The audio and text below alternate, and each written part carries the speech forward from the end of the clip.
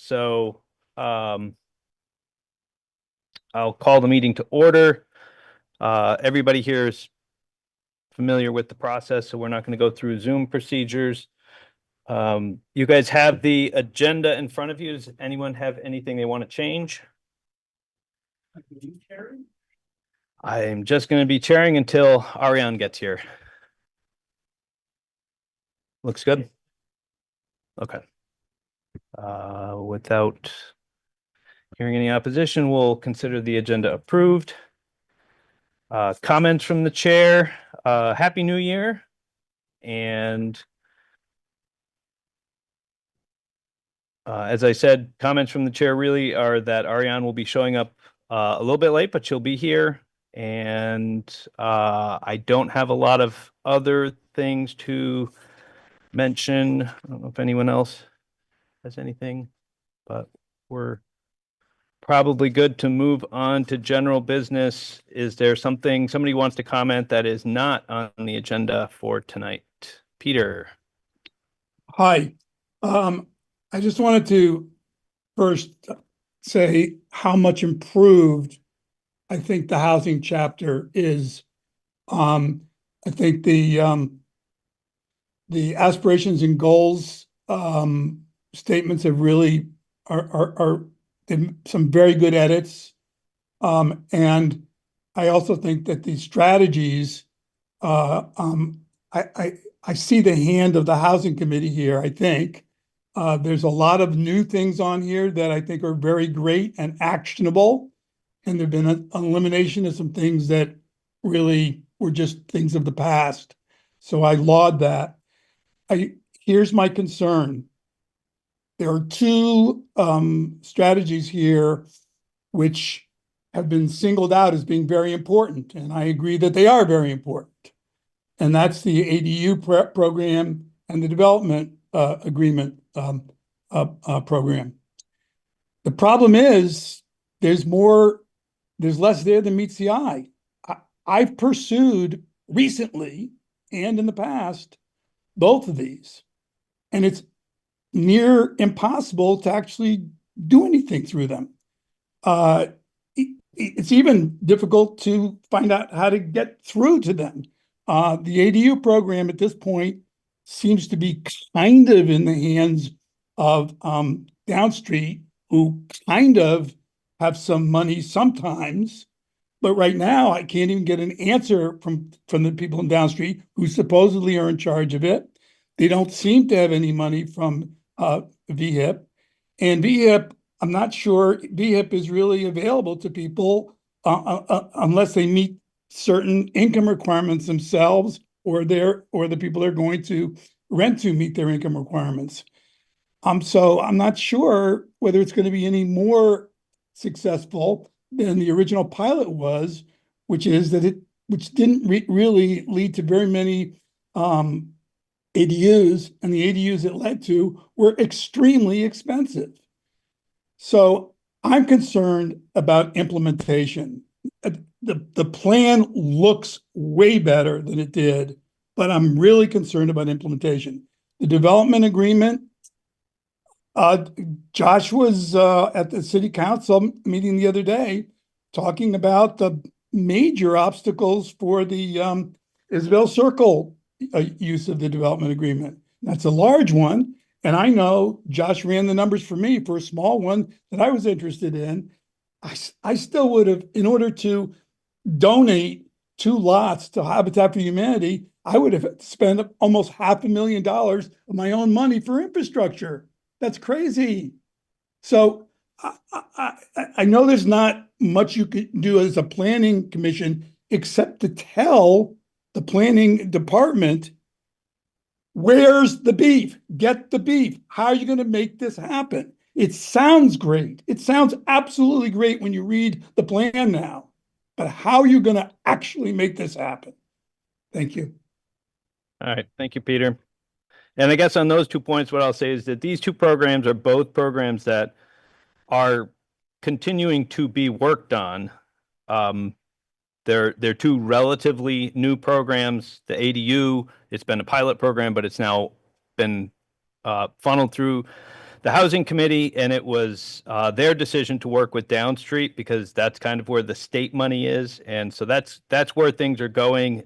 And in any new program, there are going to be issues that have to get worked out. From the planning perspective, we're kind of looking at things more at the 50,000 foot. We know we need an ADU program. We know we need development agreements.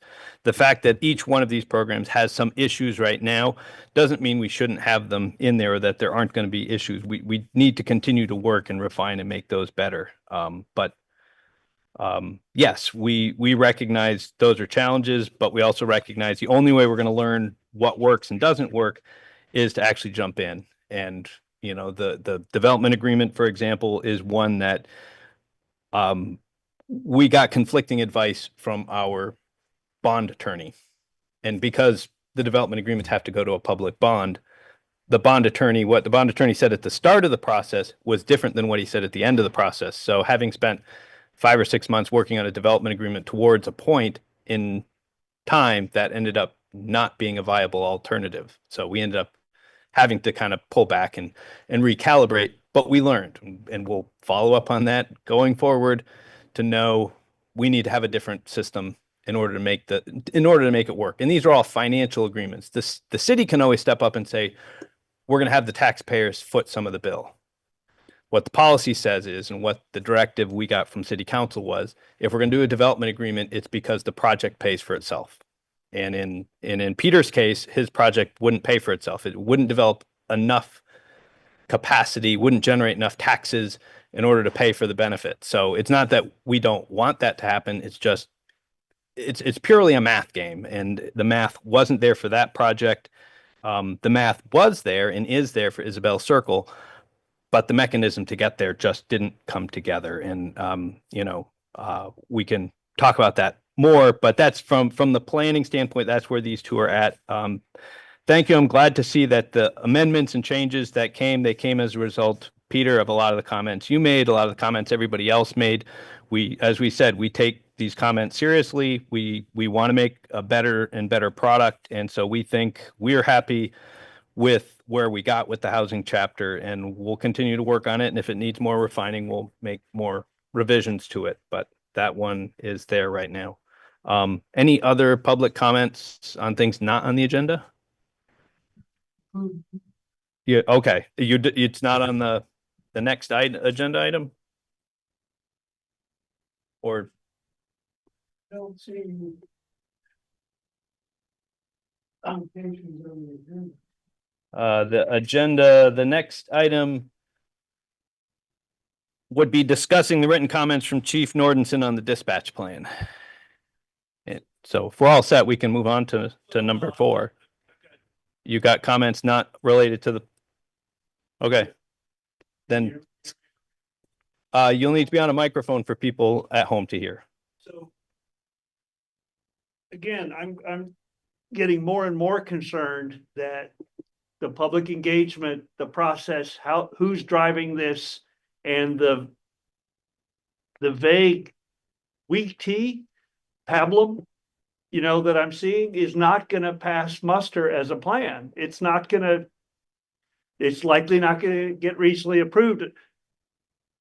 I mean, I could talk later about the land use, about Country Club Road as one example, but I'm seeing that the experiment to go web-based has failed, that the public is not engaged with this process. There's no visioning going on here, and to read again in this, stuff that'll come up later, that the planning is complete. Oh, well, then we'll take that up in the later planning.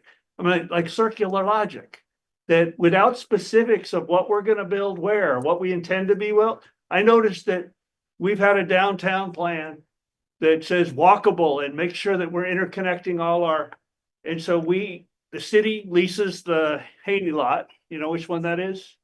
The one by Julio's down to the river. And the Haney lot then has a grade up to the back of the Capitol Plaza lot, which then has a grade up to the bike path. And so I requested the plans, and the plan showed in effect a walkway coming down that round wall. So to connect the bike path down to the Capitol Plaza lot down to the Haney lot so that people could walk there. Meanwhile, 90-year-old ladies are trying to scramble up these dirt rough banks, and for no reason documented anywhere, that walkway and those ramps were removed as we built the bike path. Typical Fraser mismanagement. And nobody speak about it. There's nothing in this plan, and we're going to actually connect these lots so that pedestrians and handicapped people can. That's just one example. But now there's 10,000 pounds of snow plowed right there where people try to walk between those lots. So these are the things that if you don't not only articulate that we're going to sustain our walkability between our downtown locations, but how are we going to implement it? I appreciate Peter's attention to the housing chapter, because what this looks like is a lot of excuse, delegate it all to the zoning board so that the officials can manipulate it and let the projects through. This town has a reputation for facilitating those that play by its rules and punishing those that don't. And that's not the way to encourage development in your town. That's a corrupt city government. And I'll just call it that, because it's been going on way too long, and Fraser's about to be shown the door. But this plan is supposed to last 7 years. And for you to not take seriously that we are nowhere close to having a capital improvement plan or a plan for Country Club Road that's going to get us a growth center, or that's going to get us a TIF district, right? Or a new town center, and not even talk about it. I mean, I've gotten 1 or 2 emails back that you've even seen the stuff that I've sent to you, but I've spent hours, untold hours, putting that stuff together and researching it to try to show y'all how to do your job. It's not okay to just let Mike lead you around by the nose and offer this kind of pablum, So I hope that you're gonna get a fresh wind and take this seriously, because if we lose, there will be more floods, and if we lose this September deadline to get our growth center, we will not be able to. The public will probably force us to sell the country club property, which means we will lose our resilient staging area for the next flood. So I can't say it more clearly that y'all need to get engaged and start talking about this stuff. Why this isn't even on the agenda for these things I've raised the last 2 or 3 meetings, as if they're not worth talking about?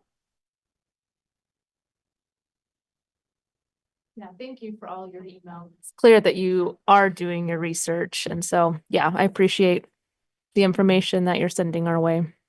But can you persuade a majority of your board or leadership to put it on the agenda and talk about it in a public forum and get it on the record of what we are and aren't going to do different?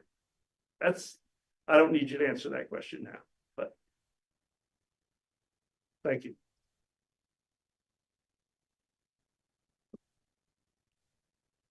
All right. I guess I'll just respond to at least one piece in there. There were designs to make the connections to the bike path. Those were also included as a part of the parking garage, and the parking garage was killed in court, and we don't have the right. We can't just build across private property. We have to have permission to build across other people's property, and we don't have permission to build that connection. So that's why that connection, we had the permission as it pertained to the parking garage. So that's why that connection wasn't made and hasn't been made yet, is simply because that isn't there, and there hasn't been a funding source to go through and acquire those property rights. So on to. Actually, I'll rebut that, because those plans for that bike path preceded any concept of the garage, and those plans were in there, and it was a mistake of the planning department to not negotiate the easement of 4 more feet out from the round retaining wall. So it was an oversight. It was a mistake. It had nothing to do with the parking garage getting killed. Those plans were renewed with the parking garage plan, but they preceded it, and they were removed for no logical reason. So this is the example of the. Stephen, that's enough. We've because Deceit. you're giving half the information because we didn't have the right to build it. No, we would have We, had to pay for. we the would easement. have had to have paid for the Yes. easement, and we didn't have the resources to pay for the easement on a project that was underfunded. So it was built into the other project. So we still can't do it because we still don't have the money. The small piece it cost us like $100,000 for a piece of property about the size of that table in order for us to get to the point where we were able to build the bike path bridge. The people we were negotiating with are people who know we need the resource and are going to get the resource, get as much money as they can out of it. And it simply was not in the budget. But the new hotel owner was a whole new ballgame, The- and it's different, and we're not in that place right now. So, it wasn't for any fault or any deceit that anybody is working on. So the discussion regarding that we had, there had been some discussion about dispatch and having some folks from dispatch come in. I talked with Chief Nordenson about coming in and talking about the plan that was presented. He took a look at the plan. Kerry looked at the plan. They're satisfied with the plan. He gave some written comments to you about that really kind of summarizes what the dispatch is. We operate a regional dispatch.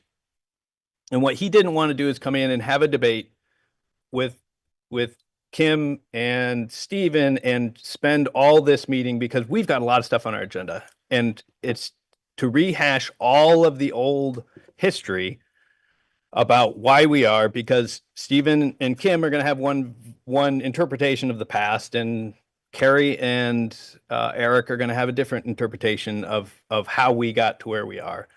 But where we are is we are operating a regional dispatch. We plan to continue the regional dispatch. There are 2 studies that are currently going on that will determine and potentially change, depending on what City Council says and what these 2 studies say. One is, and it's in our plan, in our storyboard, is the one that was talked about, is the Televate study.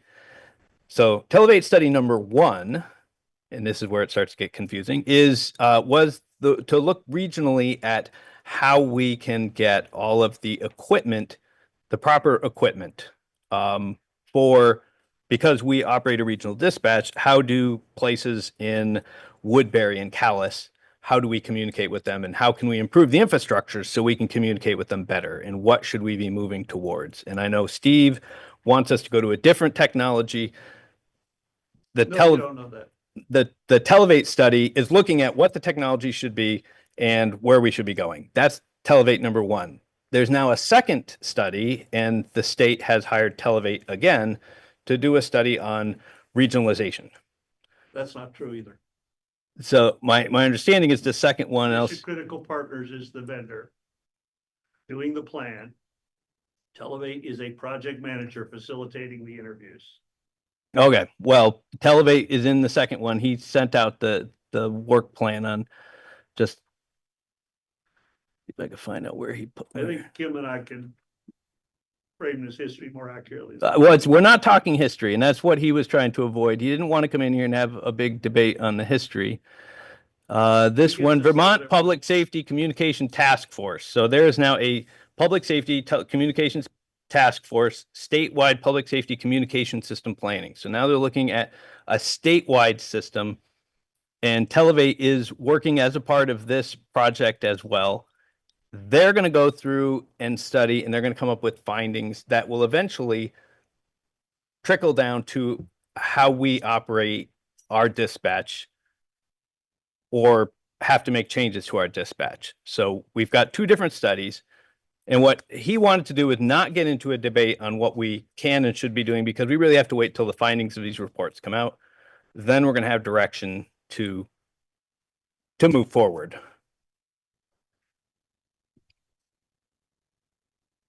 Yeah, conclusion of these reports is going to be. The schedule I have is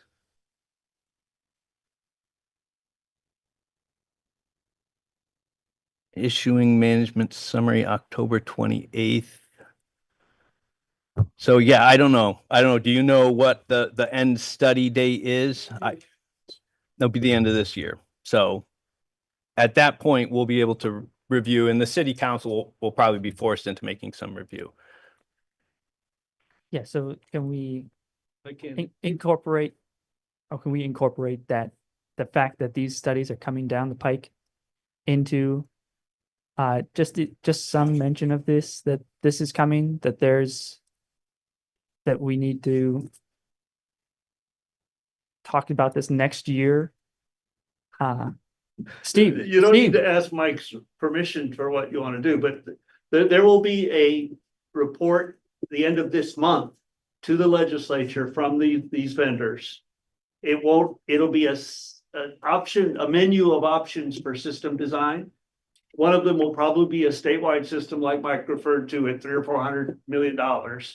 And the other will be building these regional systems that already exist into a failover mode and getting them hardened to anticipate emergencies that could happen any day.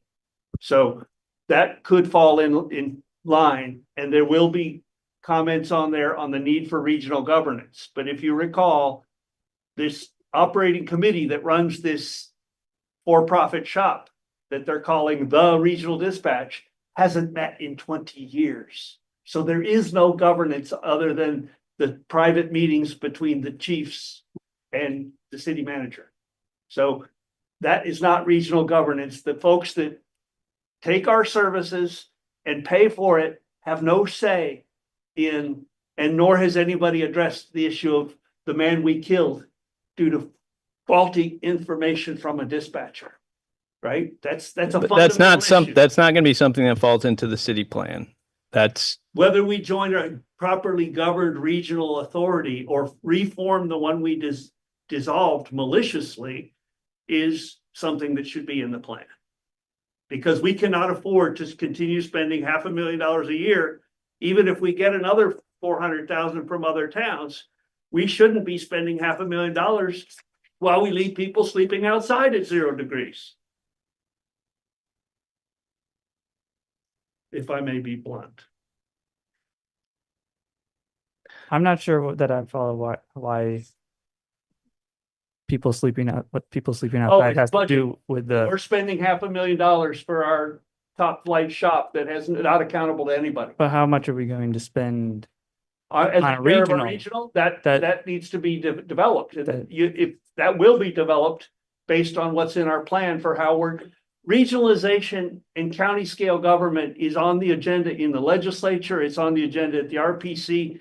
Regionalization and county scale government cannot be avoided. We need to be thinking about it and building that into our approach of our plan, not continuing a unregulated monopoly that's accountable to no one. Yeah, I appreciate that. Also, when was that is within the past 2 years that the city voted not to move forward? I'll let Kim was chair of the regional authority and he can recount history. Well, we're trying not to get, I'm just saying that, this was something that recently the city voted on. No, well, the city colluded with Barry to put the regional authority out of business so they could maintain their monopoly unaccountable service. By putting it on the ballot? Yes, and misrepresenting who's doing what and how functional it is and the costs and the cost sharing and the governance. Yes, it was more of the same for this city. It's time to clean it up. And the plan is a guide for cleaning it up.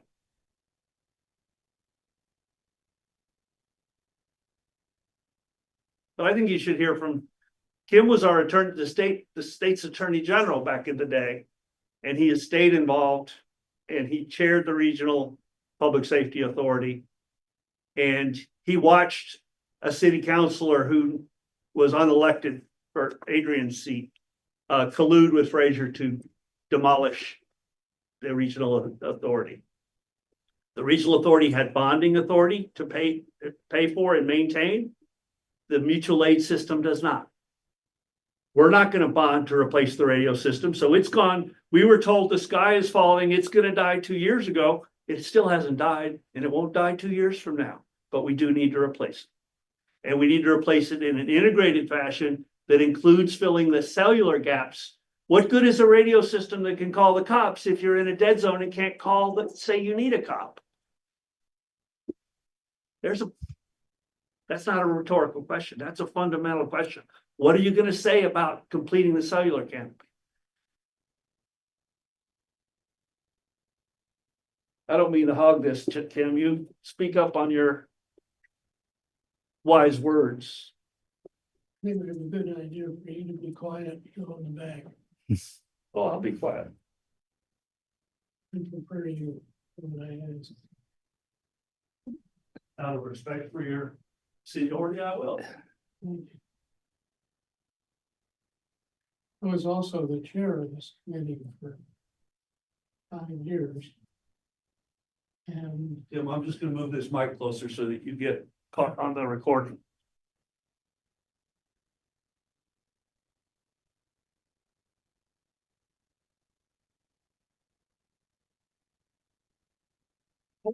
your goal, the goal is to, let me back up. Dispatching is a crucial function for fire and police. And it's not a simple job. It's complex technologically, emotionally, and in a whole lot of other ways.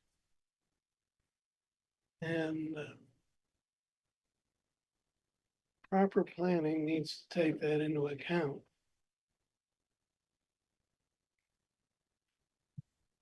I would hope that what the planning commission was looking at is to look a little bit at the past, because past is always a prediction of future if you study it enough.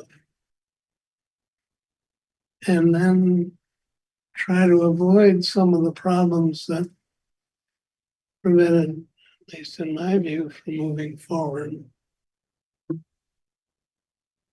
And pay attention to what's going on in the rest of the world.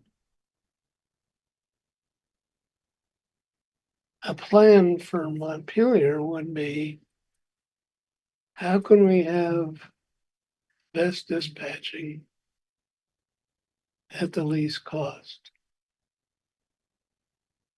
In 2018, well, I don't want to debate ordinance,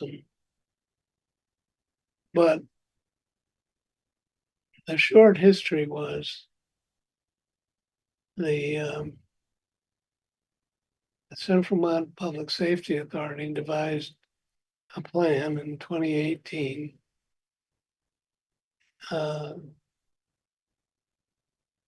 which had the backing of the unions. They wanted to have a consolidated all the dispatchers in one system, Barry and Montpelier, because they wanted a bigger pond to play on. They wanted to have some way to grow in their job and not spend their lives in one little hole with no process to gain knowledge and serve the public. And the only way to do that, I don't know how familiar you are with what happens here, but Montpelier claims to be a regional dispatch system.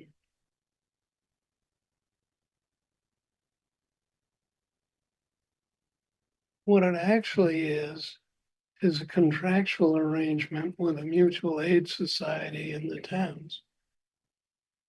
And it's profitable to Montpelier.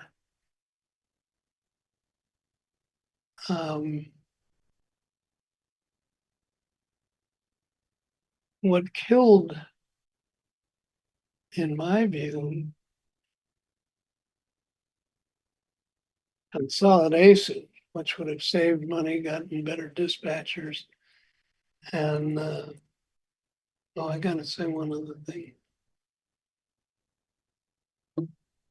I refer collectively to the towns, the mutual aid society for the towns that surround Montpelier. And Mike mentioned Elevate. When I was chair of the Public Safety Authority, after the merger, the actual creation of a regional system was defeated. I became chair. I wanted to salvage what I could. And we had a little bit of money left. So we hired Televate essentially to do a technological study as to how to improve the communications amongst the towns and the city.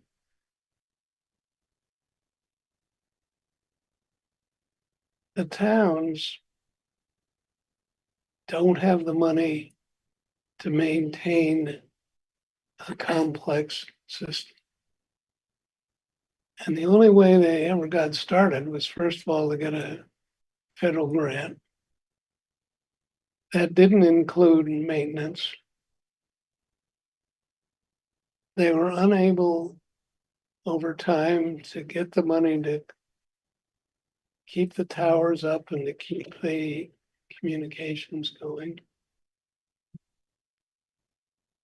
And what's happening now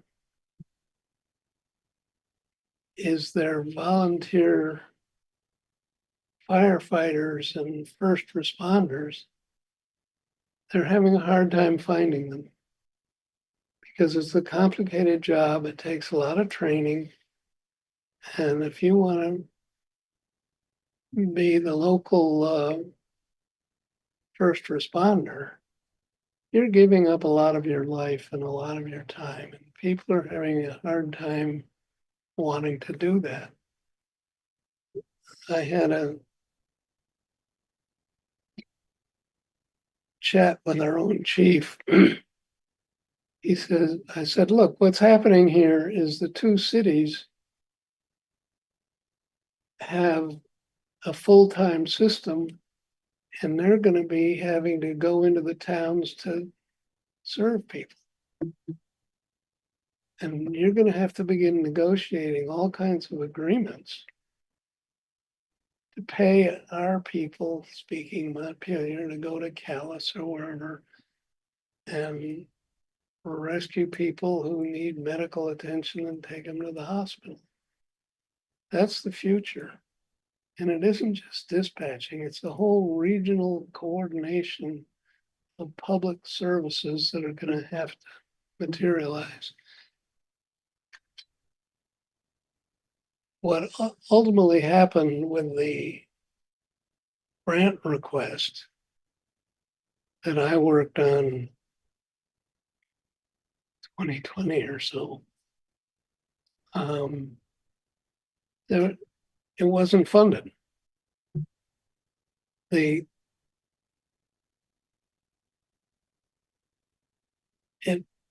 When the plan hit the legislature, there was no way to pay to regionalize systems.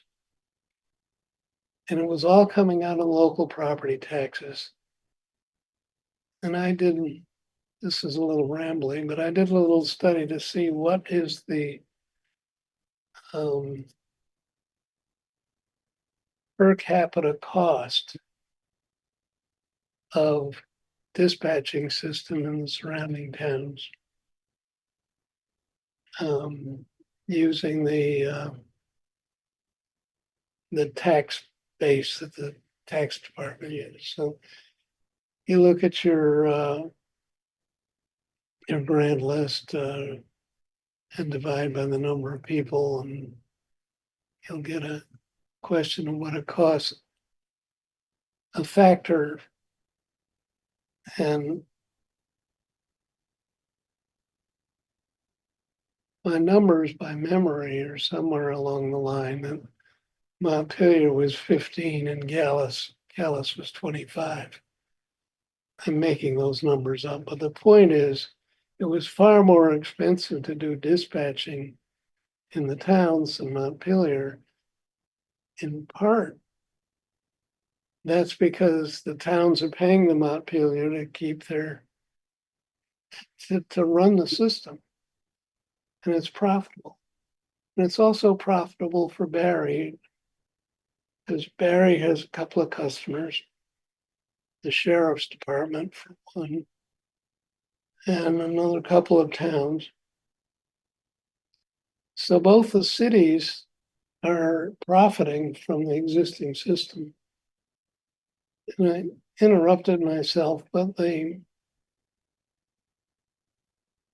problem with the first Elevate grant was the plan hit the legislature, and it was totally unfair for because they only had something like $3 or $4 million, and it wasn't going to do anything for anybody. So that whole plan was scrapped.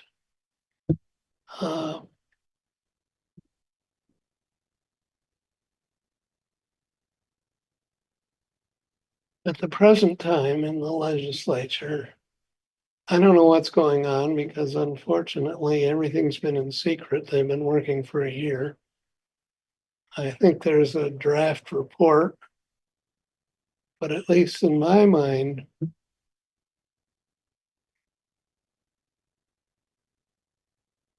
it's going to be something like the education system.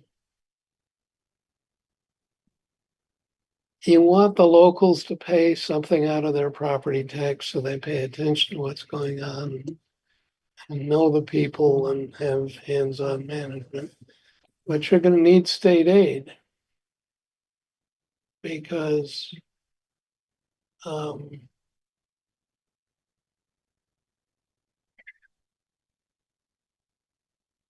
don't like to bash our leaders, but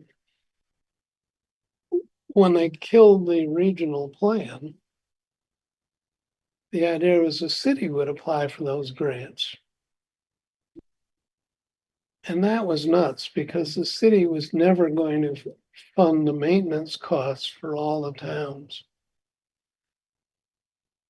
So what happened was the towns came up with a plan they would self-fund with Motorola. It would be a lease purchase thing.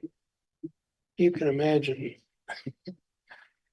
Well, that's the most economical thing. Would never get through the city because city requires competitive bidding. I'm rambling a little bit, but what I'm trying to get where I think it's headed in the before I get there. What ultimately killed regionalization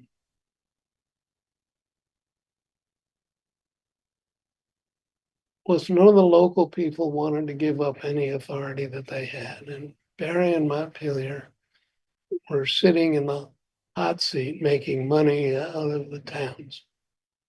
So there was no one's, and the two cities were paying for the whole thing.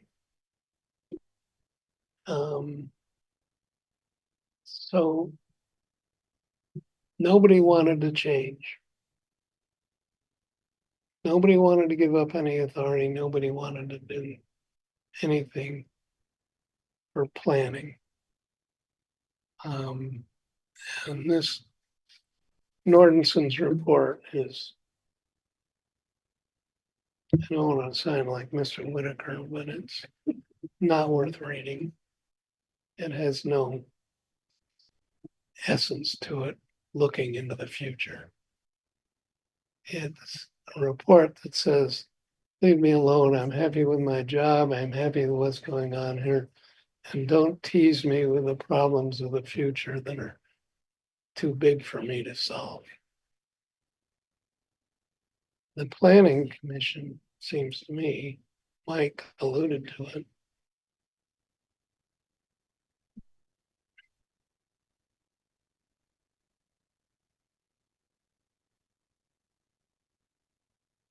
I don't know what they're gonna come up with. The whole, they're spending what, $3 million in planning funds between Televate and another outfit called Mission Critical Just 1 million. to come up with a statewide plan. And from what little I've heard,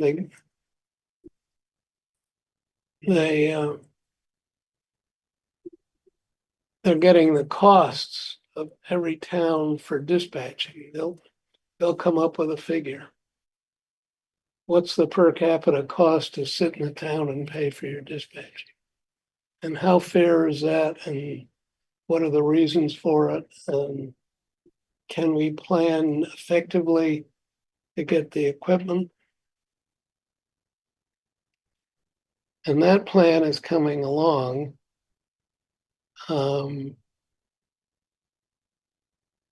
last time I heard, they'll have a plan, but it'll go to the legislature, which will be chewing on it. And I'm not expecting to do it this session, so it's got to be in the end of this year before they get anywhere with it. In the meantime, equipment ages.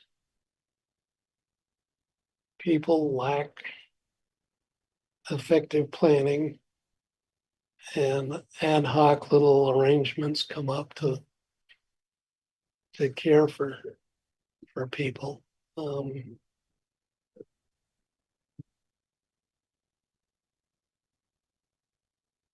don't know whether this body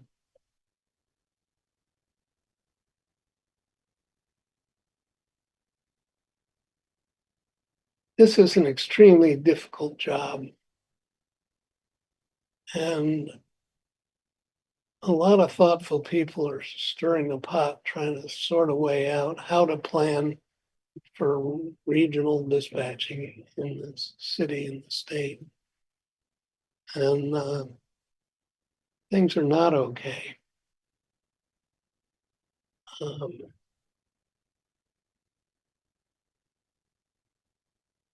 don't know, this body has limited authority, but to accept this as a plan is to say, leave me alone, I don't care if we have dispatchers or not.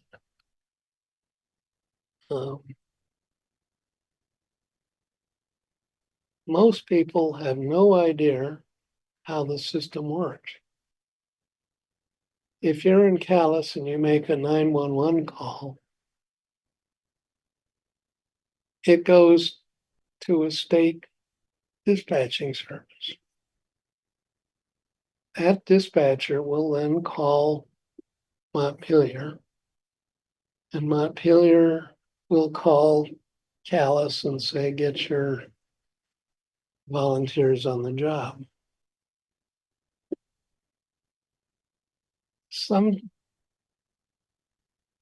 Sometimes all of that is oral, and things get messed up because the state dispatcher is writing something down and making an oral report to Montpelier, and it gets a little garbled. By the time it gets to Calais, it can be different. So you need new technology to do this, to put it all in writing and have a report, and that's expensive. And there's a whole debate of how much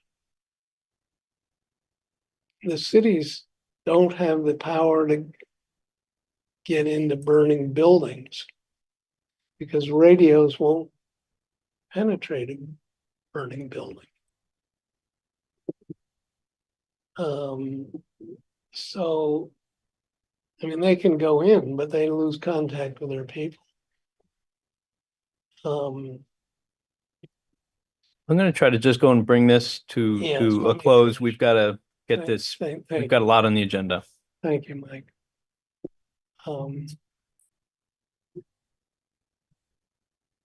What I want to just end with is this is a subject of critical importance. And what you have in front of you is nothing. Zilch. If you really want to know what's going on, let's wait for that state report to come out and then follow it in the legislature and educate your legislative representatives to try to get it where you want it to go.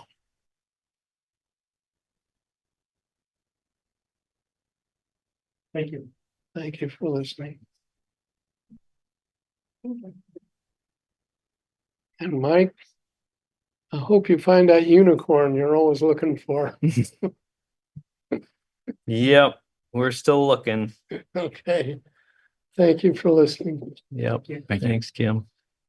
So, I don't know if you guys have the stuff. By the way, I do have a copy of the consolidated plan with budgets.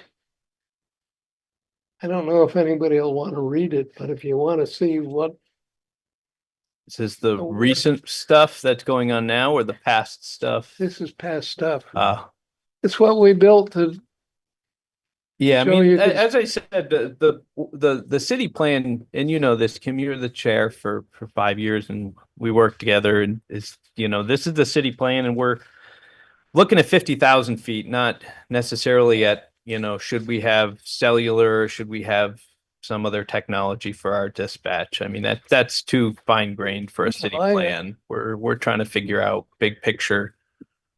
the bottom But- line is going to be governance, how you figure it out. And that's a planning function. Yeah.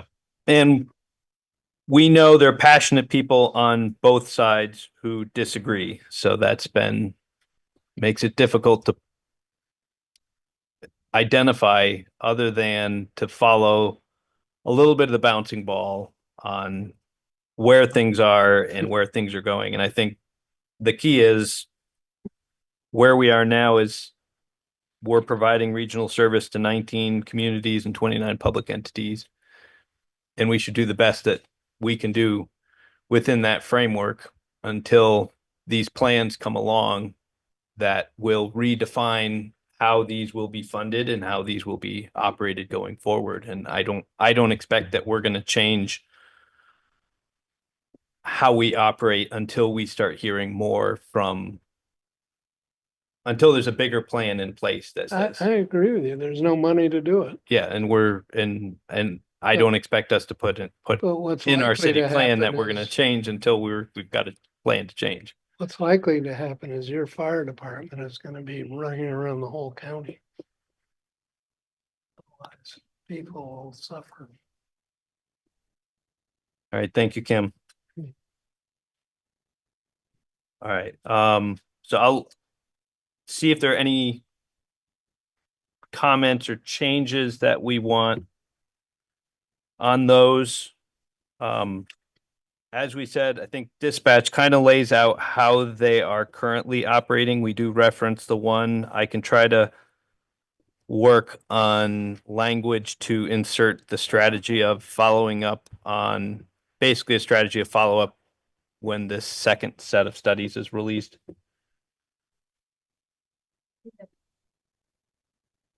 I'm sure you want to invite me back to keep this calm. Good night, all. Thank you, Kim.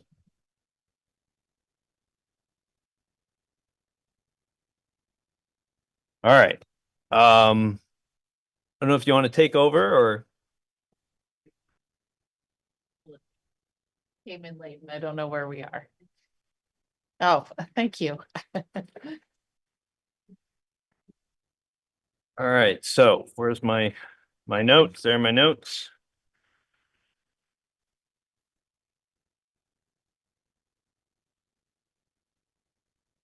So let's move forward onto the draft land use chapter text. I did send this out a couple weeks ago in hopes that people would get a chance to maybe take a look at it, maybe make some edits. As some of you know, what we do is we put this together, we write these out because we then give this to SE Group, who's our consultant who builds out the storyboards, and they literally plug the words in. In the past, we had been doing some work And we kind of gave it to them, and then they did their word magic. And what we found was we didn't like their word magic. So we said, we're going to write it and you use our words. And so that's why we develop it in this way, because it's easier for them just to cut and paste it in than they insert the pictures in the framework and make it look like the storyboards that you see online. Are you saying that they were editing? Yeah, they were going through and editing. Changing the narrative. Yeah, narrative somewhat. they would change it because they thought it would word better or work better, Okay. or this is 3 sentences. We should shorten it up a little bit so that way it fit better into this.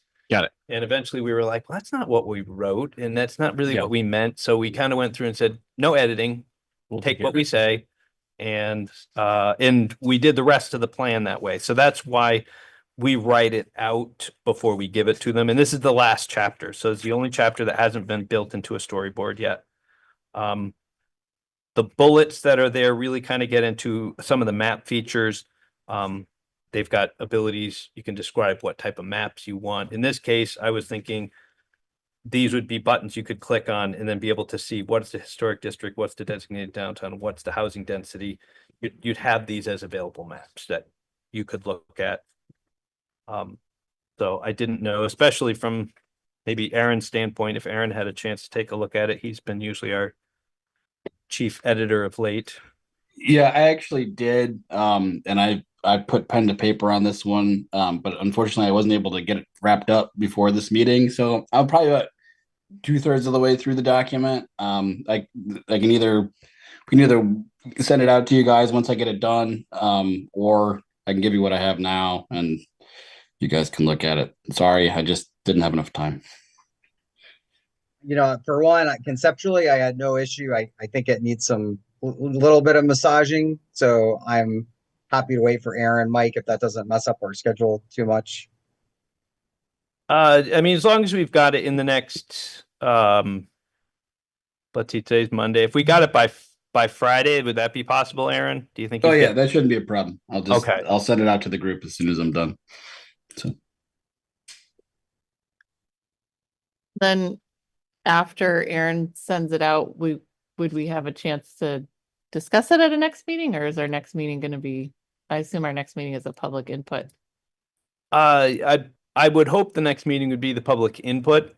For the land use chapter. For the 3 chapters, Oh. land use, resilience, and community services. Oh, okay. Those are the last 3 chapters.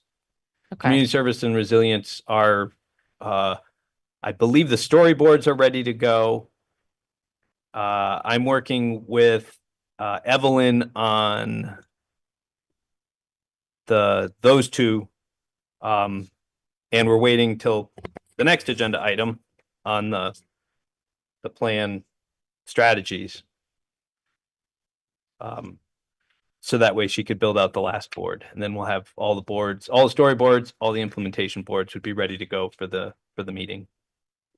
Okay. So I guess if we have comments on Aaron's edits, we can just share them at the public input meeting along with everyone else. Yeah, I mean, if people have some quick things, you're more than welcome to email them to me. Because if I have it on Friday, I'll probably wait till Monday to send it to SE Group. So if he can get it out by Friday and you guys get me any comments by Monday, Okay. we can't debate it online, Right. but if you've got things that are like confusing or whatever, we can clear things up.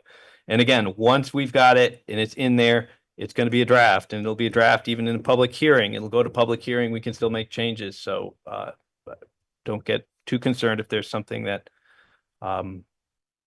may need to get edited again down the line. It's kind of an iterative process, and we hope it kind of works its way through. Stand up. Okay, yeah, I was just gonna make sure Okay. you guys are all set. If I you're have- set, then I'll. I have some questions about the maps, but we could start with Peter. Okay, go ahead, Peter.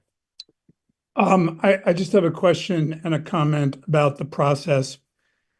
I think we all know that there's already stuff, for example, in the maps that isn't up to date. There's data that isn't up to date, and that's always going to be the case. If this is going to be this dynamic program, who is going to be making the changes? I don't know if you guys were at the last city council meeting, but there was talk about not having a communications coordinator. That's Evelyn.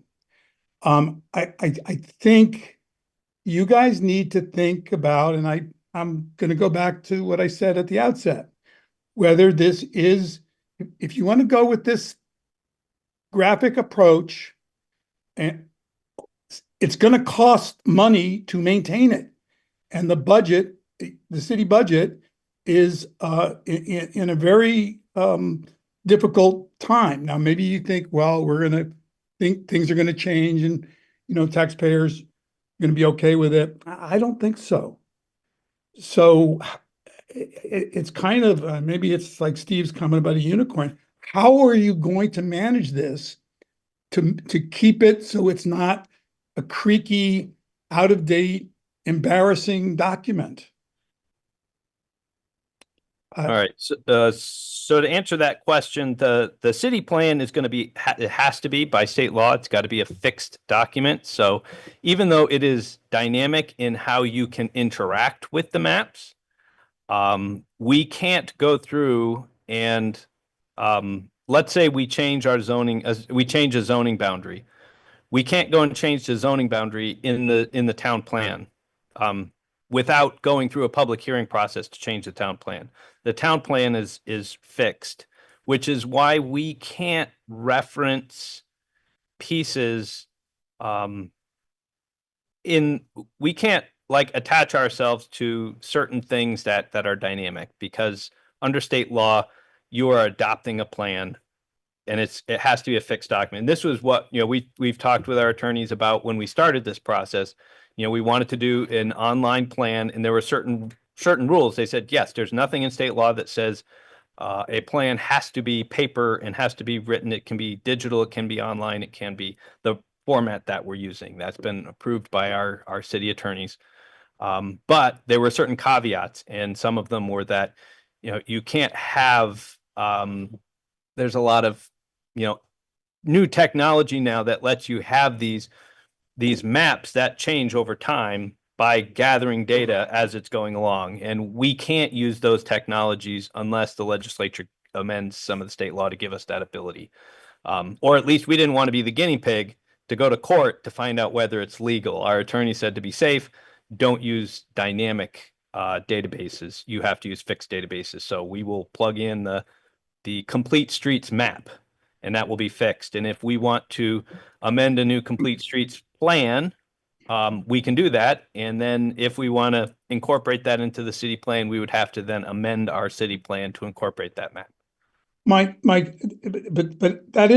that's exactly my concern. My concern is that something which is on the web and looks dynamic and acts like it's dynamic, but it really isn't dynamic, is going to bite you in the behind. And I think it would have been better. Now, I understand you got it the way it is now. It would have been better just to do a print version, because when a print version has a copyright date on it, when you read it that it was done and finished, bang. But the expectation when you go online is that a thing is going to change. So what I suggest, since you're committed to this, I suggest you make very clear statements on every page that this is as of 2026 or whenever it's published, and that it is really not a dynamic document, because otherwise you are going to have people be very angry. Okay, thank you. Noted. I think that makes some sense. This is a snapshot in time, and to be able to describe it to folks as such, I think is a good idea. My assumption is that these are a snapshot in time, and that data does continue to update, just in a different space. The city's GIS data, I assume, gets updated over time, and people can access that in different manners in a dynamic interactive map, or accessing the data directly. But this is a snapshot. I do think that having a note about that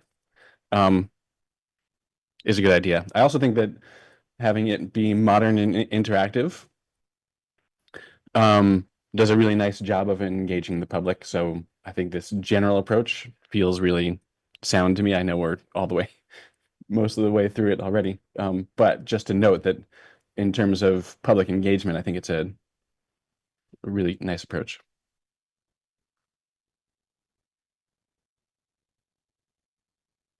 All right, do we have any other thoughts on the land use text piece? Or are we, Oh, go ahead. oh, It was around the particular maps. It says that we're going to be pulling maps from other chapters for historic district designated downtown housing density, those bullet points there. yeah, a couple of those notes were for SE group. When Okay. they get it, they know where to find it. That sounds good. And I'm curious about the future Montpelier land use map that's going to be included in this.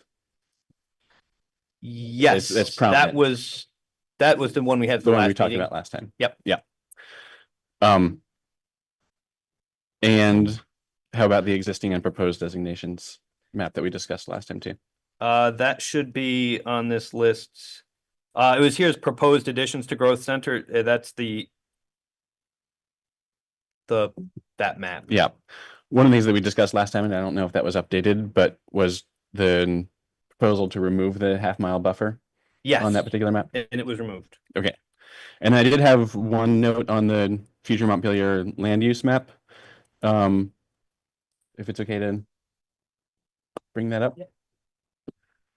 Which is that the North Branch Nature Center property is not noted as rural conservation. I think it should be. Oh, interesting.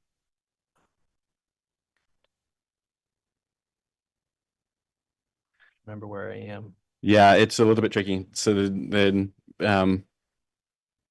large parcel that's on the northeastern part of town that is within the rural conservation.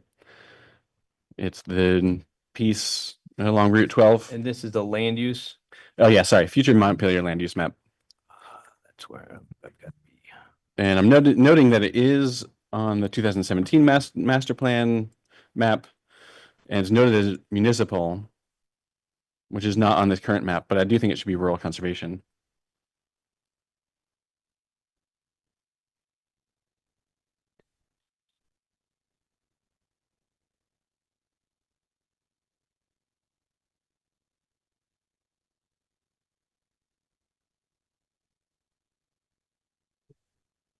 Over here.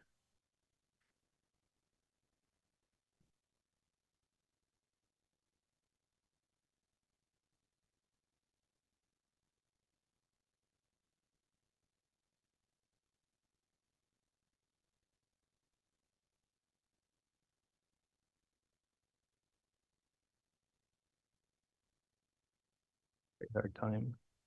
There I am.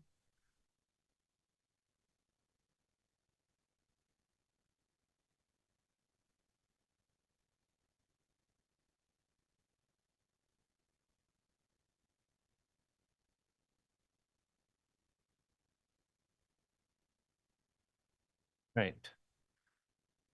So there we go. So you are talking about Point to it on the screen just to do it, but this property here is also owned by the nature center?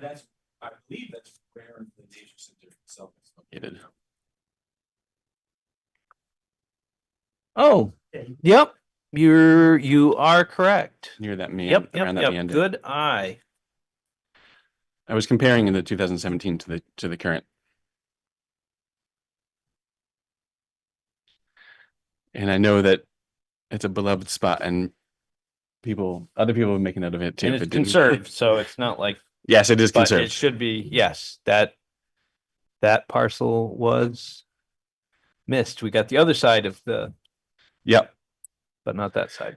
All right. And then one other note, there are, if you look at the protected lands database for Vermont, there are some land trust easements. I'm not sure how the city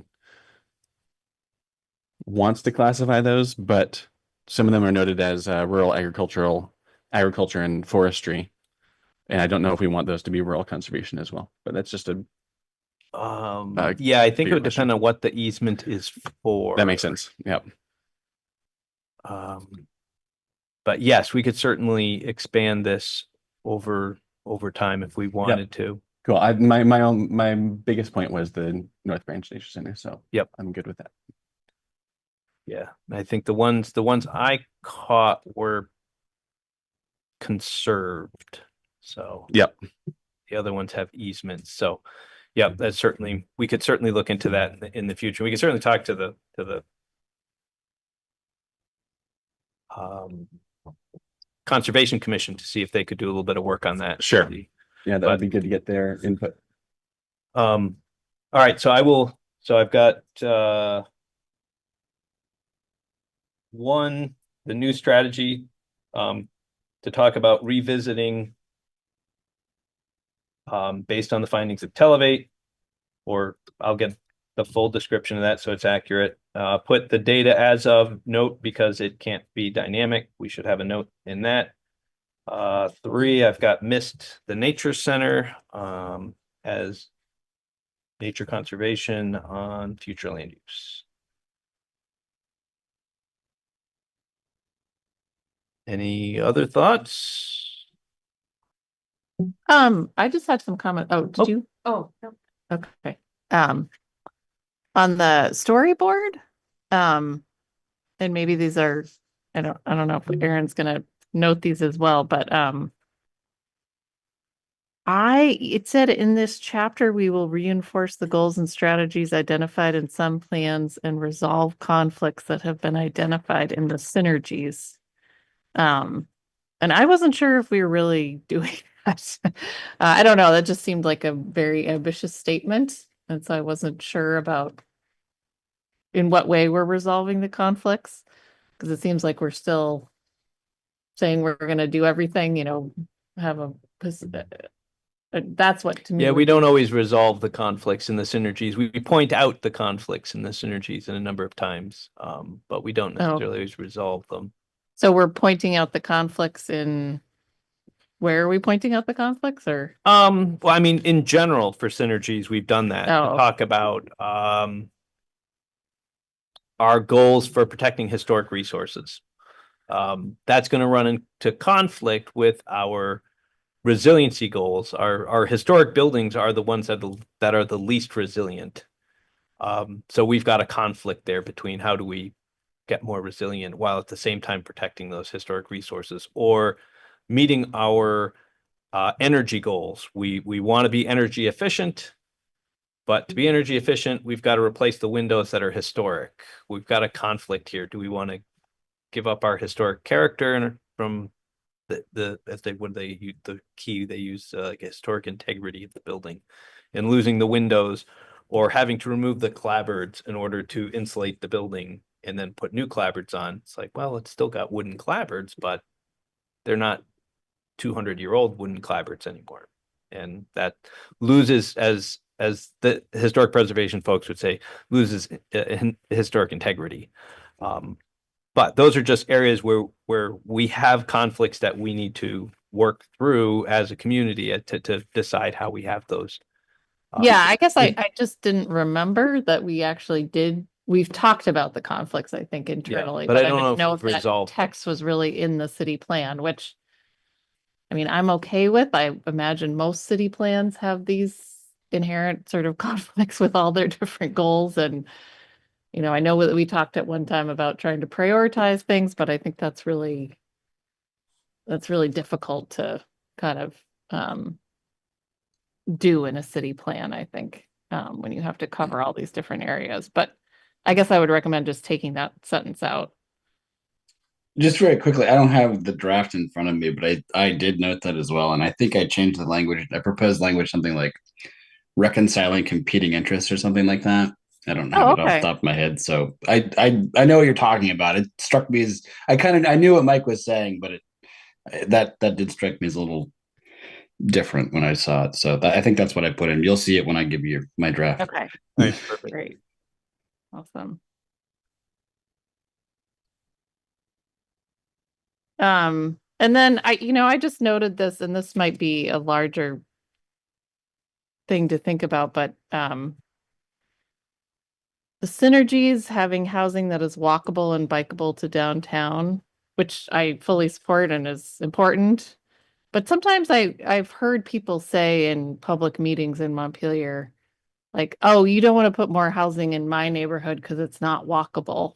Whereas I think like it's still better to have housing in Montpelier than in the outlying town. So I just wonder about having, I don't know, when we talk about housing, how we, I don't, I don't have unfortunately language to suggest, but I just noted that. Yeah, that was something that I was noting as well for myself. Yeah. and I think big picture, what I was trying to get across, and Aaron can work it into the language and maybe say it better than I did, is really land use is where we can have that discussion of, transportation is talking about complete streets and having walkable and bikeable neighborhoods. But how we arrange our city is the land use. So, if you go to the other extreme examples, go to Connecticut and New Jersey and places that were strictly Euclidean zoning, where you had this part of town is all residential and this part of town is all commercial and that part of town is all industrial. You could build all the sidewalks you want. It's not walkable and bikeable because it's simply everything is all spread out. So when you can start to arrange your city in such a way where you have small neighborhoods that are close by, you live in the meadow, but you can walk to Elm Street to pick something up, or you're close enough to downtown, you could walk downtown or bike downtown. It's not really meant to be that this is too far out. And certainly with e-bikes now, I live, at the top of a hill, and people go by all the time on bikes. Not today, not right now, but during the summer, e-bikes, people can go, these neighborhoods that really weren't bikeable in the past are bikeable now. And it doesn't say that everybody, nobody's going to be allowed to drive their car. So, I mean, people can still drive to the downtown. But the idea is the more we can have walkable and bikeable communities, the that's the goal that we want to have, are communities where you can have walking bike, because not everybody can drive. So the more people can walk, the more people can bike, the more access people have to the entire community. So that's kind of big picture, and you guys kind of work it in, but the land use chapter is where that happens. That's where how we start to arrange things is how we can allow those to happen. And we talked about one of the goals is expanding infrastructure. If your neighborhood doesn't have a sidewalk right now, it doesn't mean that it cannot have a sidewalk in the future. Yeah, and we've got the complete streets plan, which is actually quite nice. It needs to be updated again. We did it once, and it really kind of broke the entire city into to have 7 different types of roadways. Really depended on what the road speed was, and to make sure that every use, biking, walking, driving, all would be able to be operated safely with each other. So in certain cases, a dead end street with 5 houses doesn't need a sidewalk, because you could walk and bike on the side of the road safely, because you only have one car every 45 minutes, and it's a 25-mile-an-hour street. So it's presumably a safe place to operate without it. But in other places, we do recognize in that plan.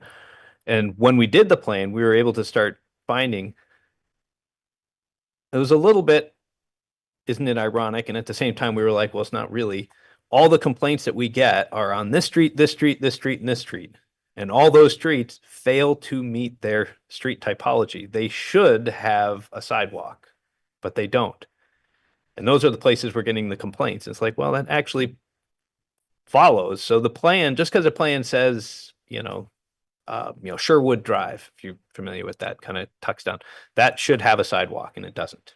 And you'll get people go and say that's just not a safe place. Well, it's not, because it's supposed to, by according to the engineering metrics that we put together, it should have sidewalks, and it doesn't. But will it? hopefully at some point it's at least been identified. It's on a list that says we should. Now it costs money to do it. It costs money to maintain it.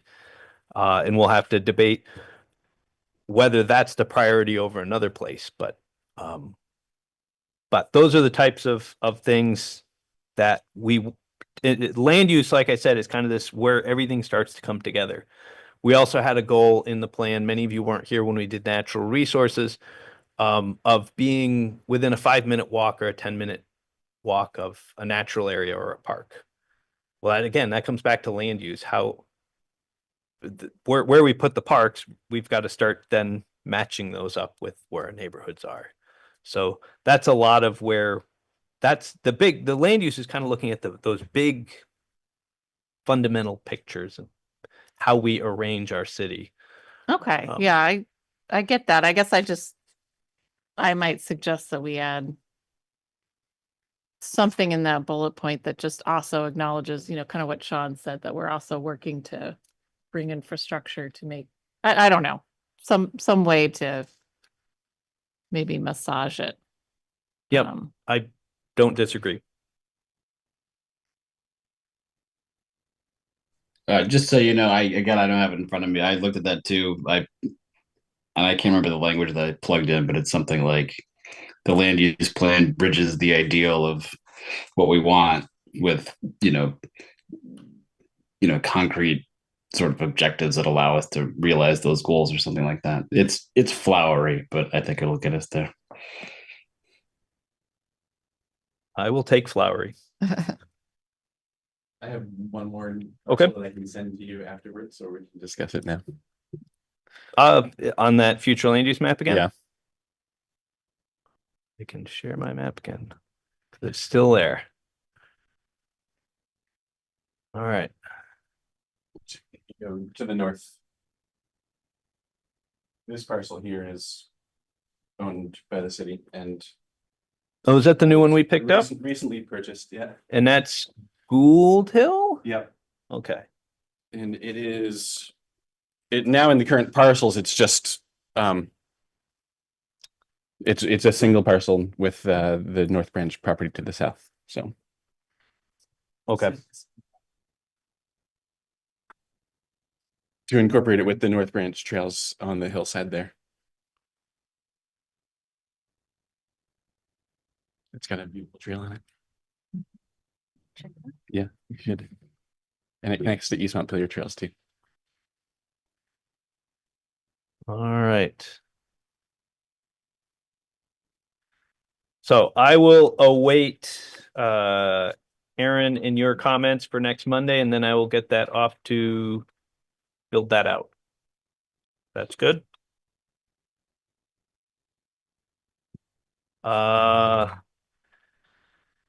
Next piece we had the land use implementation plan. So it was an Excel spreadsheet that had aspirations on the first, the goals on the second. I don't remember, did we review aspirations and goals already? Don't think so. Okay. And then the strategies, and the strategies are fairly limited because we're talking broad brush things. So we're talking about our zoning bylaws, our river hazard regulations, our the Country Club Road project, the CIP, the designated downtown, continue to participate in the growth center program and expand the district as appropriate, and update the green print and continue its implementation. And that will take the language from I didn't type in the entire language from the natural resource plan. So that was what I was telling them, take that from natural resources. And the green print plan is the plan that talks about having a park within every 5-minute walk. And so they actually identified areas, and it was done, gosh, now it must be 15, 20 years ago by now. And so it really is a project that Alec has been wanting to kind of, in the Parks Commission kind of wanted to get back to take another look at, to go through and say, let's make sure we've identified these and it's there. So I have one little aspiration on the second. The areas that provide recreational opportunities and protect instead of provides and protects. Yep. And then my question, how specific do we need to be in this to check the state's boxes for the growth center requirements to be able to reapply? So the reapplication pieces, the primary piece is that it has to be in the plan, which it is in the strategies, and it's also on the map under the proposed map that you guys looked at last week. And that will be in the land use section as well as, I believe, the housing chapter. So that map will show up in a couple other places. From the plan standpoint, there's not a lot that has to be in this plan. There's a lot of planning that has to go in. We've got a lot of that in that actionable plan that you guys, I think you guys have seen. So that's the larger document, the larger planning document that gets into the conceptual plan that exists and the specific studies that are going to go on after that. And then there are other pieces that will happen that are outside of the city plan. So we'll have to develop a capital budget for that project, which we have, but we'll have to formalize it and put that all together and get that approved. And that has to be approved by the city council. That will be, yes, that has to go through city council. And then my second question is that, so I attended the regional planning commission presentation last month. The Act 181. Yeah. Yes, the new designations. And the thing that alarmed me was when somebody said that they don't think anywhere in the county will get 1A designation. So there was something that was Somebody at the public said, or something at one of the RPC one of the staff said. RPC folks said that, and what do we have to do here to get 1A? All right, so that's 1A. strange because I had a meeting with them. They might have meant it to be They've more missed. aimed at the folks who are attending who weren't in Montpelier and Barrie, but that was what it was said to everybody. Yeah. So that's strange. I have had a meeting. So we have sent the links to all this document to the CVRPC, and they've been going through and we've been working together to make sure that this plan meets and checks all the boxes that are required for the regional plan. For those designations, so I put this map back up here. So if you've got your online maps, you can see we chose, and we did not have to, we chose the Regional Planning Commission is required to use 11 designations in the regional land use map. We are not required to meet those, to use any of those standards. And those were the ones that I think I gave you guys a couple weeks ago. And this kind of goes through some of them we don't use. We don't have a hamlet, and we don't have some of these other ones. So, but I thought my approach is if we have to meet, and this is a fairly good way to break up your town. So the advantage we have is we're putting together our map before they put together their map. So we're going to kind of be in compliance because we're going to put this together and presumably hand it to them, and they're going to use that as the foundation for building their map. And I've asked them how you would like to see these designations laid out. And we went through each one. Here's the rural area. It doesn't have sewer and water. It meets your definition of rural. I chose these areas, rural ag forest, based on the fact that these ones were conserved. And so these should be in there, but we have others like the England farm it's designated as rural because it's not conserved. So that was the decision. The changes they made, this is version 4.0, you guys have version 3.0, is in my conversations with them, we had along Eastern Gateway and Western Gateway, so the areas by the roundabout and the areas up past the high school. Those areas we had put in as infill. And they disagreed with that. They said, I don't think we could call these infill because infill means you plan to convert these into higher density mixed use developments. I don't think we're going to expect Department of Labor and the liquor and the high school and all these areas that are also in the floodplain to be considered likely places that we would be pushing for infill. They recommended we should make these as enterprise. And enterprise are basically areas that are identified as more commercial or industrial. So we had a little spot over by Gallison Hill where Cabot and Blodgett and those guys are all located. We said that'll be our enterprise zone because that's an area that's industrial. They recommended making most of that all Tractor Supply should be enterprise, not that. So they agreed with the other designations that we made. They liked what we chose. They agreed these areas would be good for growth. The Sabins pasture and Country Club Road are planned growth areas. The orange areas I had labeled urban residential. Apparently there is no urban residential, so it's been renamed neighborhood residential just for putting it on the table so you guys know that change was made to the legend. They did agree with this assessment here. Remember, we had a conversation a little bit about how Crestview overlaps with an area that the state has said this is unfragmented forest, and we should not fragment this forest. And it's also our growth center. So I said, we're going to keep it in here as growth center because we're going to say growth center trumps it. And they agreed. So they're on board. They agree with that. Obviously, all of this will go through a process.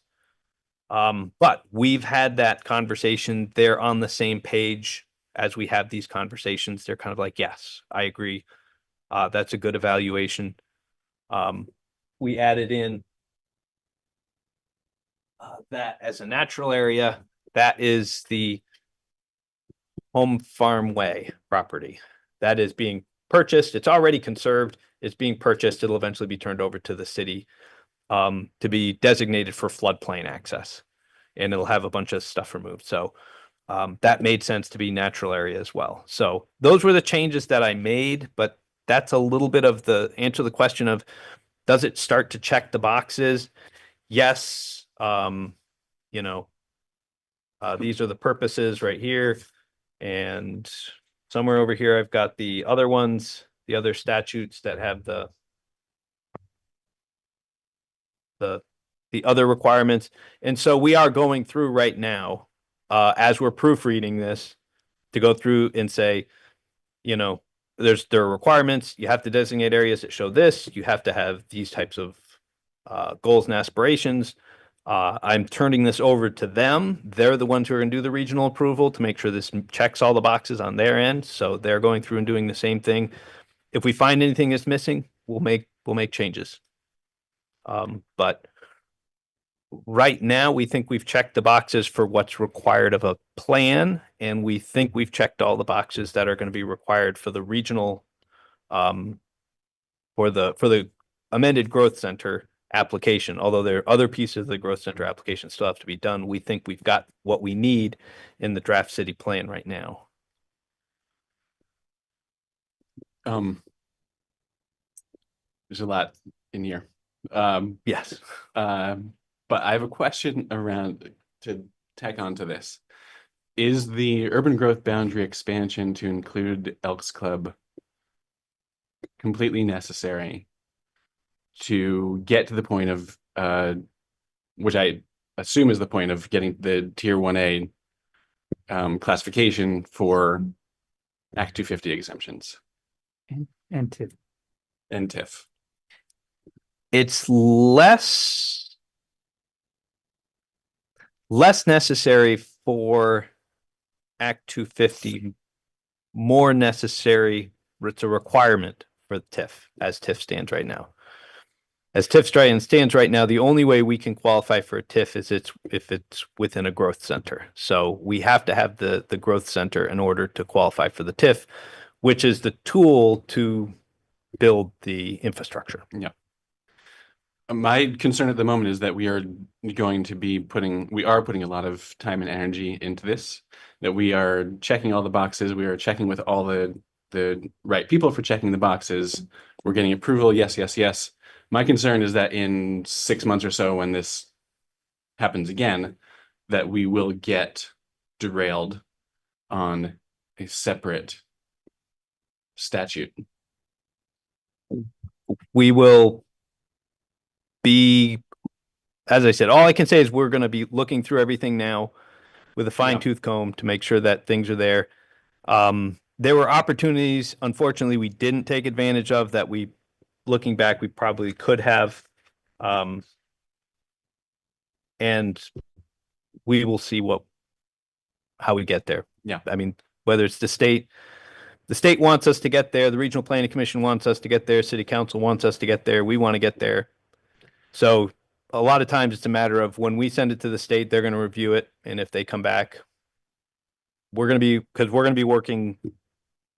Once we've got this draft plan done, then it's open for public comment. Sure. And I start working on the growth center piece because we're going to start getting those preliminary pieces ready to go, because we can put these things out to the state early. We can put these out to the Regional Planning Commission early. In the same way that we don't have to have the regional approval of the plan until after it gets adopted, but we are putting it in early. So that way regional approval can go through, and then we know, if they go through and they say, hey, you got to change this one map. Yeah. We haven't adopted the plan and then have to go back and amend the plan because we forgot one map. I think that is all great, and this is exactly the path that we should be taking. And I fear that in that moment of decision, that it'll be actually be pushed back to potentially editing or amending the entire process or all of the statutes at a state level to be able to get this done. My concern is that there, which I said I think in the first or second meeting, is that there is not a lot of precedent for this. The only precedent set was, I think, in 2019 by Montpelier previously. And so I think everybody could want this to happen who is involved. But yet we could get from the growth center standpoint, the growth center amendment standpoint, yes, we were the only ones who went through it. Yeah. And until Stephen pointed it out, the state had the process, and the state process. Now we have to go through with the full application. Got it. The decision we have is that the application, though, only has to apply to the amended parcel. Okay. So we don't have to, we're not reapplying for the entire district, we're applying for the parcel. Great. So that narrows the amount of the application. And yes, it'll be a process, and we will see what the state and the RPC says. Great. The section that that's You guys set? I am. Okay. So it's important to distinguish, just like Mike is not the planning commission, staff is not the board of commissioners. Mike happens to be a commissioner. It's very rare for, a staff person to be a commissioner, but the regional planning commissioners are more engaged and skeptical, especially when our growth center expansion has a concept plan, which this language is even contradictory. It says the city has completed the planning phase and developed an actionable plan for the Country Club Road where new housing may be built to meet the high demand that exists. The entire plan can be downloaded. That has never been adopted, despite the city putting it on their website that it's adopted.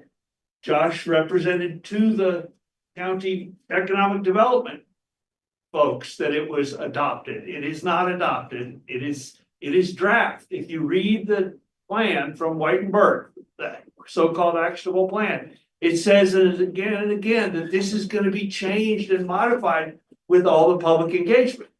So far, y'all are the only public engagement there is, and y'all aren't much on that regard. You don't have much public engagement in this process. So the whole Country Club Road, to turn that from a concept into a plan, is nobody's business right now. Nobody's insisting on it, but you're going to need that to get regional plan approval, especially if you're proposing to build. This concept plan proposes to build all that housing on prime ag soils.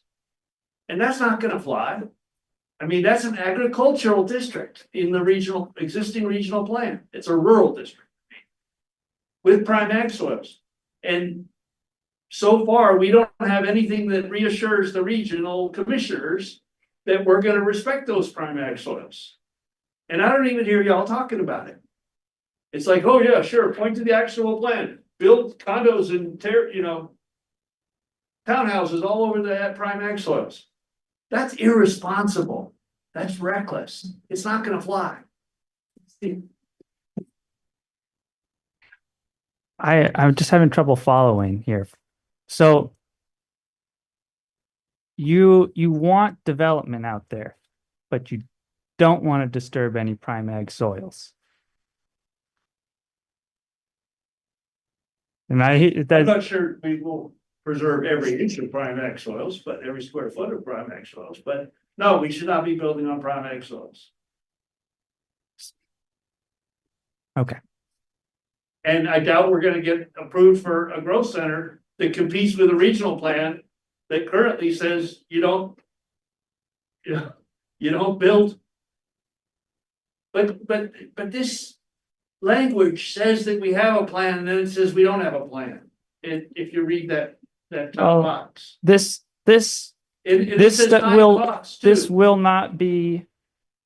won't go into effect until the end of the year. And by the end of the year, well, then we won't get our growth center application in by September. all right, this has to be done at the same time as that growth center application, correct? And It has so to be approved by in the regional order for commission us and to submit this, we will have that actionable plan. The city council will approve it. Oh, no, it's not even ready. It's not designed. The whole design process has been halted by the Steve, flood. that's the plan in place and the plan that will be used. These are conceptual plans that lay out pieces. This is an iterative process. You have to first go through, before you can do the other pieces, you have to go through and approve the concepts. So we're not going to go through and design buildings until city council has gone through and said, yes, we agree. We want high density, large buildings in the lower area and smaller densities on the higher. And then we have an iterative process to move through and identify what the barriers are, what the opportunities are. City council has said, You're patronizing me. That's what this planning commission is supposed No. to be doing. No. Engaging a public involvement in deciding, because the city's not gonna. Okay, I'm noticing that it's 7:16 and I appreciate your knowledge, Stephen, but I think it's best served if you continue emailing us. You're a robust emailer with, interesting information. We have to, as a process point, keep public input to the public input session. I don't think it serves us to have the working session. So we have a public input session at the beginning, next meeting, and we have not a public input session, and we have public comment. So I just don't want to get into Because we have, Persuade you that you really need to figure out that you have to engage the public in putting up. well, I'm telling you that your advocacy is best served by continuing to email us. Well, that doesn't mean that we're not reading them, okay? You're not talking about them at the meeting. All right, we need to move on, I think, to reconsidering this implementation plan. I don't know if anyone has any comments on the aspirations and goals, because it is 7:17. Hoping we get a little bit of time on the landing page, but did Oh, have some okay. questions. Well, I honestly did not get through I got through the text, but not the aspirations and goals.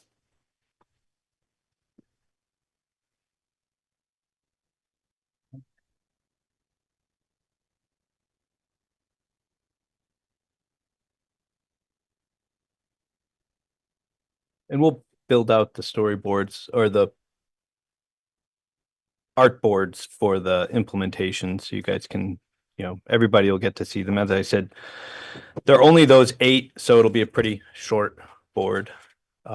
So Yeah, I mean, I'm having a hard time with some of these goals just because of the timing and how we're doing things concurrently. So the fact that they've been drafted by you gives me confidence that, when we're talking about these tier 1A designations and Act 250 things, while it still hasn't quite been designated what it is, I trust that these goals can make sense. It's just hard to formulate a goal and approve a goal around these land use policies that aren't formed yet. So that's why I feel like I don't have a lot of good comments, because I'm like waiting to see how things shake out. So yeah, and they will be tricky for us as well because some of the rules haven't been written. And so we're working with the RPC, and the RPC is working on their end as well to try to make sure they understand Act 181 and the Land Use Board. The Land Use Board was just recently appointed, and they've got new members. So they're going to work for this year to come up with a lot of the rules. So we're trying to kind of position ourselves well so we're in the right place for where we expect the rules to end up. But it's possible and very likely, well, those rules, when they're adopted, won't be going into effect at 2027, but we still want to be as close as we can. And so we're working with the folks to try to position ourselves in the right place for those rules. yeah, and I defer to your expertise for sure. I just wish I had more input to add, but I'm definitely leaning on, yeah. Yeah. And if there are Leaning on your questions, expertise. by all means, email me. I'm happy to talk. And let me, that one.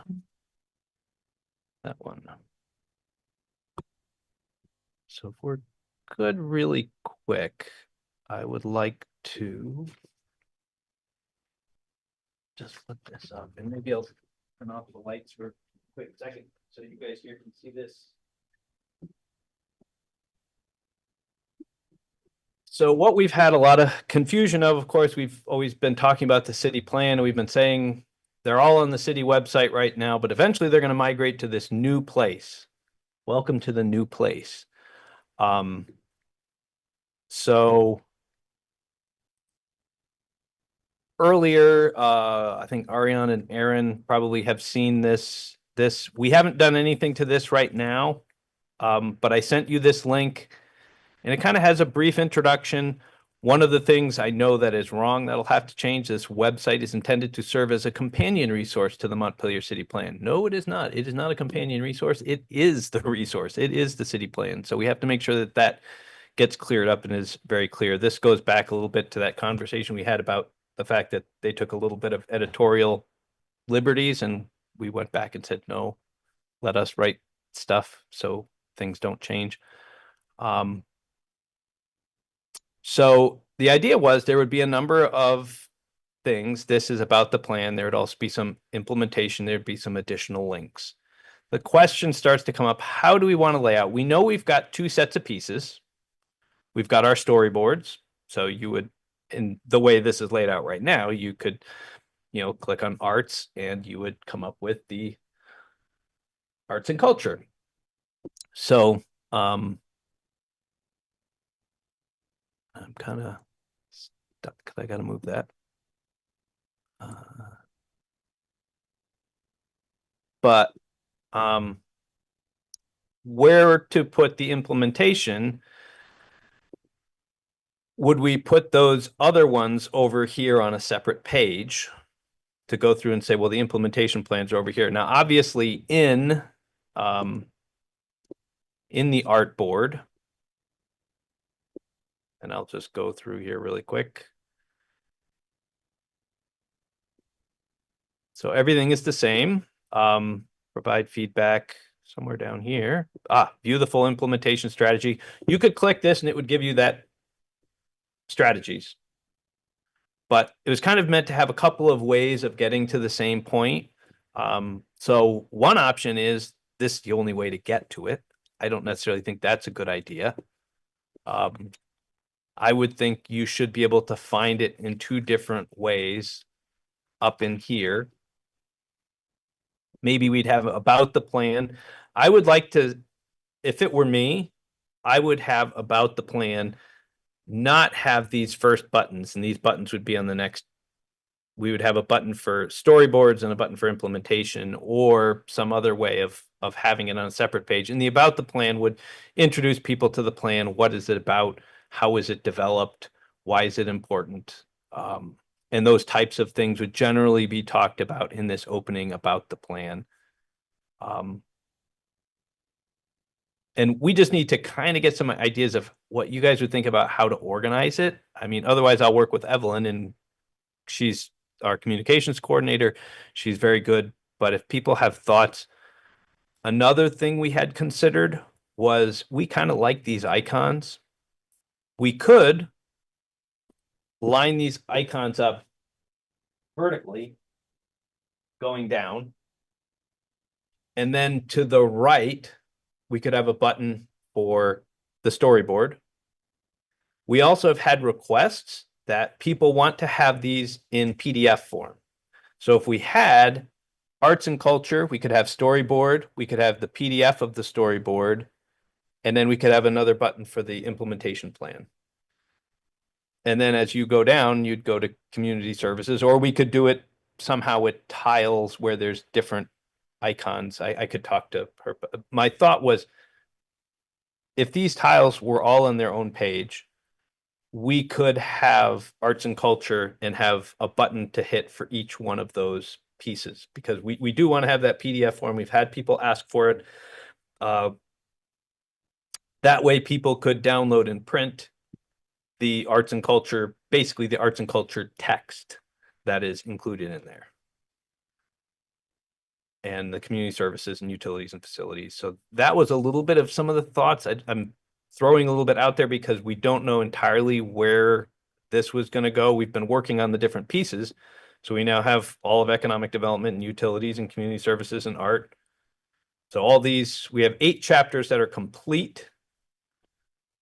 Energy has been updated and has been sent to the various folks to fix. So SE Group has the updated energy changes, and Evelyn has the updated energy changes. And then that leaves us with the last 3 chapters that we were talking about doing: resilience, land use, and community services. And those have all been drafted, except land use doesn't have anything. So, but the additional resources tab was meant to be, probably doesn't have anything there right now. We were going to populate that with some extra information. It's kind of really sitting there right now. It may be removed if we don't end up using it.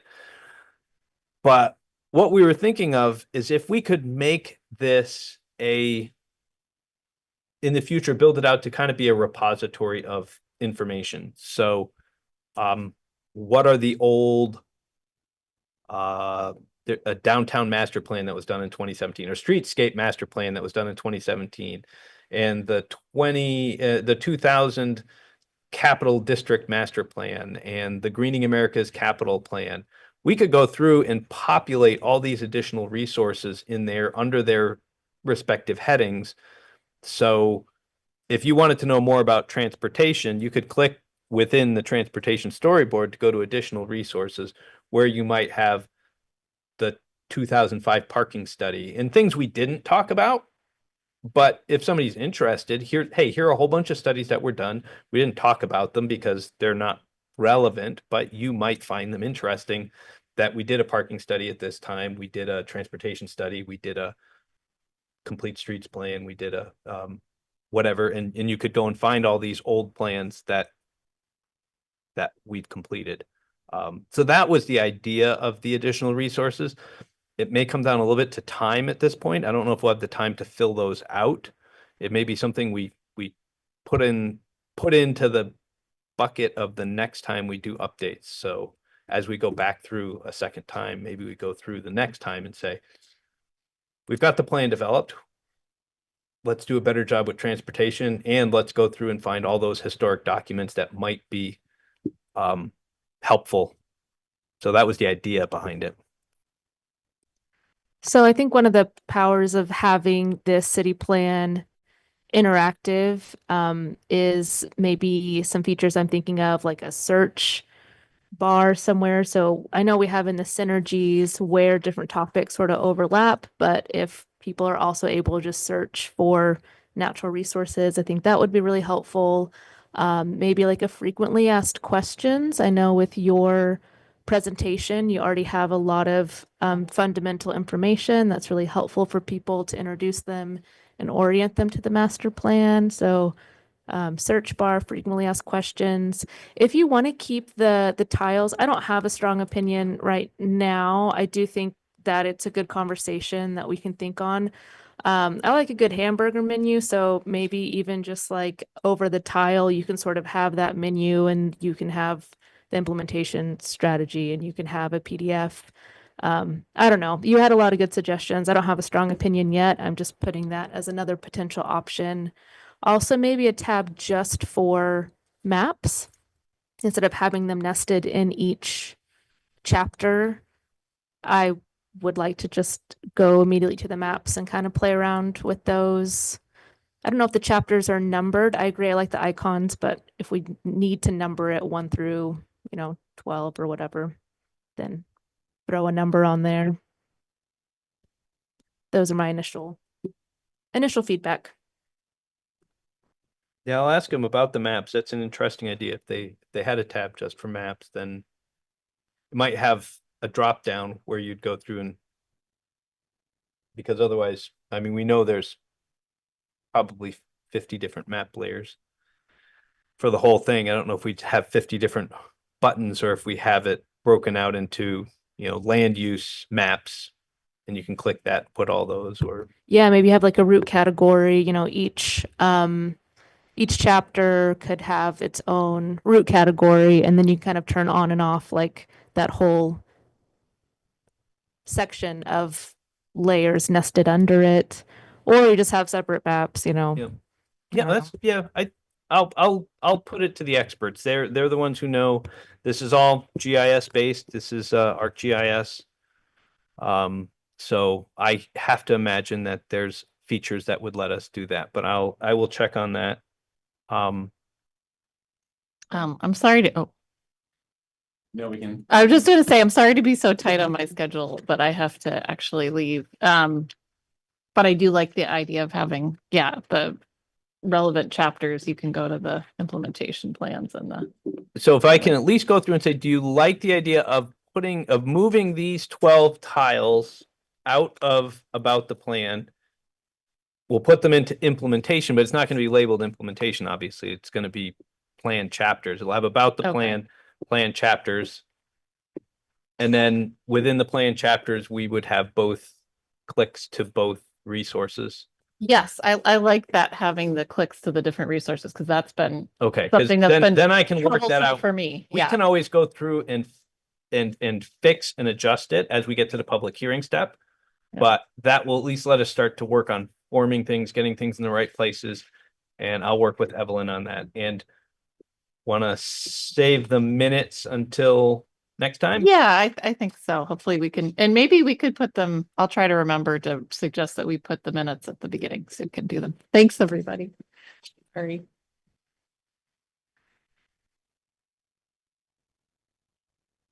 Sean with the motion to adjourn. I second. Second.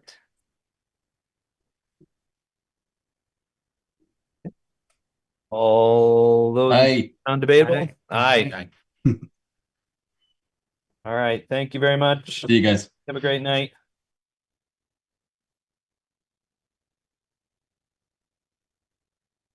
Share.